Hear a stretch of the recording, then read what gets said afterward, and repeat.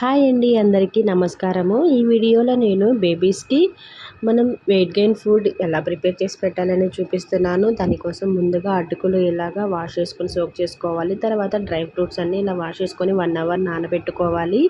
తర్వాత ఒక బాండీలో 3 స్పూన్స్ రవ్వ వేసుకొని ఈ విధంగా డ్రై రోస్ట్ చేసుకున్న తర్వాత 1.5 గ్లాస్ వాటర్ వేసి మనం ఇలాగా ఉడికించాలి. ఇది బాగా ఉడికిన తర్వాత మనం ఆల్రెడీ నానబెట్టుకున్న అటుకుల్ని ఈ మిశ్రమాన్ని దీనిలోకి వేసేసుకొని ఒక 2-3 మినిట్స్ 4 పక్కల కలుపుతూ ఉడికించాలి.